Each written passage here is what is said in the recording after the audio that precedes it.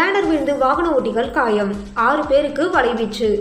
புதுவை வில்லியனூர் 10 கண்ணு ரோடு கூடப்பாக்கம் பேருந்து நிறுத்தம் அம்பேத்கர் சிலை அருகே கூடப்பாக்கத்தை சேர்ந்த பரசுராமன், ஷாலினி ஆகியோரின் திருமண வரவேற்பு விழாவிற்காக பேனர் வைக்கப்பட்டிருந்தது. இந்நிலையில் நேற்று முன்தினம் இரவு புதுவையில் பலத்த காற்று மற்றும் மழை பெய்த நிலையில் அந்த பேனர் கீழே விழுந்துள்ளது. இதில் அந்த வழியாக சென்ற வாகன ஓட்டிகள் காயமடைந்துள்ளனர். காயமடைந்தவர்கள் அருகில் உள்ள தனியார் மருத்துவமனையில் சிகிச்சை பெற்று வீடு திரும்பியுள்ளனர்.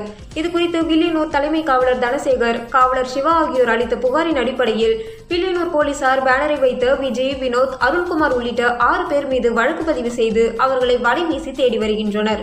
இந்த விவகாரத்தில் பேனரை அகற்றாத கொம்யூன் அதிகாரிகளை கலெக்டர் குலோத்துங்கன் கடுமையாக கண்டித்தது குறிப்பிடத்தக்கது.